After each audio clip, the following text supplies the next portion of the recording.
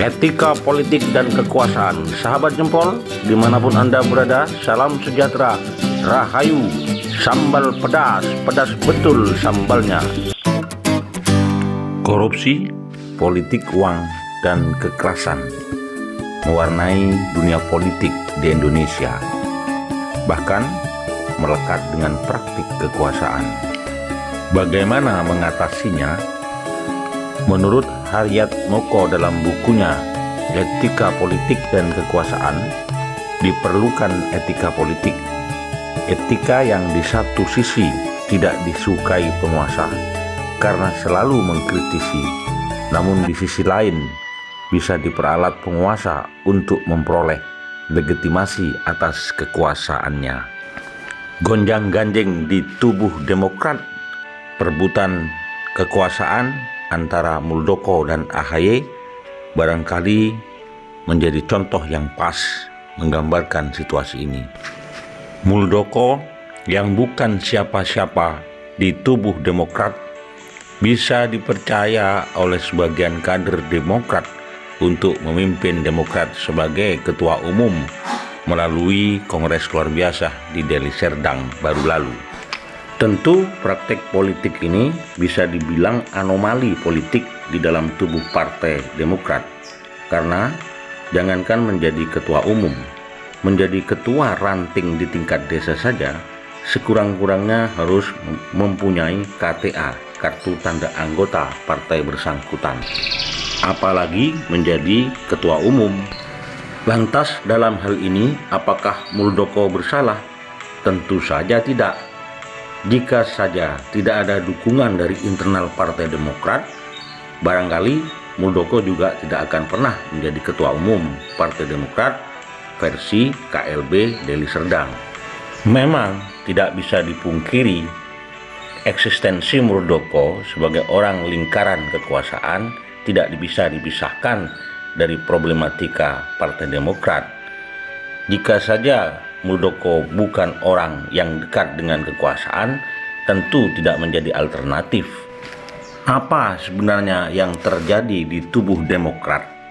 Jika kita runut ke belakang, pada tahun 2010, setelah Partai Demokrat meraup suksesnya dalam pemilu, Anas Urbaningrum bertarung dengan Marzuki Ali dan Andi Malarangeng dan berhasil. Terpilihlah Anas Urbaningrum sebagai ketua umum Partai Demokrat. Kala itu merebak opini politik uang di tubuh Partai Demokrat dalam gelaran Musyawarah Nasional. 24 September 2014, mantan ketua umum Partai Demokrat Anas Urbaningrum divonis 8 tahun penjara dan denda 300 juta subsidiar 3 bulan kurungan. Anas diseret ke meja hijau terkait kasus dugaan penerimaan gratifikasi terkait proyek Pusat Pelatihan Pendidikan dan Sekolah Olahraga Nasional P3SUN Hambalang, kasus pencucian uang serta proyek lain.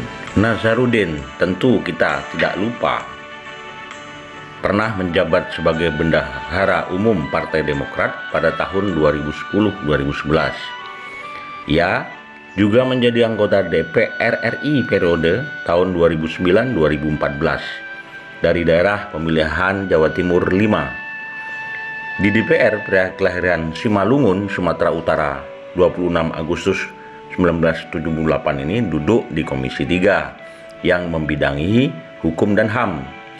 Nazarudin dipecat partai pada 2011 setelah terseret dalam kasus korupsi Wisma Atlet Hambalang, Palembang, Sumatera Selatan. Pada tahun 2012, Nazarudin divonis 7 tahun penjara untuk perkara korupsi Wisma Atlet ini. Kemudian, pada tahun 2016, Nazarudin kembali dijatuhi hukuman 6 bulan penjara untuk kasus pencucian uang. Maka, total hukuman yang dijalaninya 13 tahun penjara sejak 2012. Meski seharusnya baru bebas pada 2025, Nazarudin telah keluar dari tahanan pada tanggal 14 Agustus 2020. Kabarnya, Nazarudin terseret dalam upaya pendongkelan AHY. Kembali kepada persoalan Kongres Luar Biasa Partai Demokrat di Deli Serdang, kenapa kader Demokrat dan Muldoko tidak belajar dari tokoh-tokoh ini? Pak Wiranto, Pak Prabowo Subianto, Bang Akbar Tanjung, Abu Rizal Bakri, dan Surya Paloh. Sehingga sepak terjangnya lebih halus, lebih lembut, dan tidak perlu menyeret-nyeret istana dalam problem Demokrat. Tokoh-tokoh ini merupakan tokoh yang mungkin kecewa terhadap Partai Golkar pasca reformasi. Tetapi mereka tidak lantas membakar Golkar sebagai rumah partai politik yang pernah membesarkan mereka. Sebut saja Wiranto lebih memilih mendirikan Partai Hati Nurani Rakyat pada tanggal 21 Desember 2006 dan berhasil membesarkannya. Prabowo Subianto pun demikian. Siapa tak kenal Prabowo sebagai mantan menantu dari orang besar di era Orde Baru, Soeharto.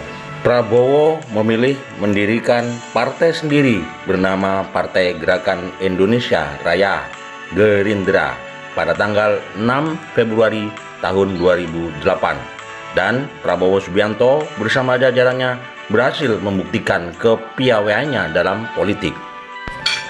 Begitupun dengan Surya Paloh, pria yang mengaku telah mengabdikan idealismenya kepada Partai Golkar selama 43 tahun itu juga mengaku mengalami kekecewaan terhadap Partai Golkar. Tetapi kekecewaannya tidak dilampiaskan dengan merusak rumah partai yang pernah membesarkannya. Ketua Umum Partai Nasional Demokrat Surya Paloh memilih untuk membuat partai sendiri. Sebagai manusia biasa, saya memiliki kekecewaan. Ini kenapa saya harus meninggalkan partai itu dan kenapa saya harus membangun institusi partai baru, kata Surya Paloh dalam Rakernas Ahad tanggal 1 Desember 2013. Polemik Kongres Luar Biasa Partai Demokrat Deli Serdang tentu tidak bisa disepadankan dengan Kongres Luar Biasa Partai Kebangkitan Bangsa yang pernah terjadi antara Gus Dur dan Muhaimin Iskandar. Muhaimin Iskandar bagaimanapun adalah kader Partai Kebangkitan Bangsa, sedangkan Muldoko KTA Partai Demokrat pun tak punya kabarnya sih. Barangkali dari peristiwa-peristiwa itulah kita bisa belajar tentang pentingnya makna etika politik. Karena politik bukan sekedar isi kepala, isi perut, tetapi juga hati nurani.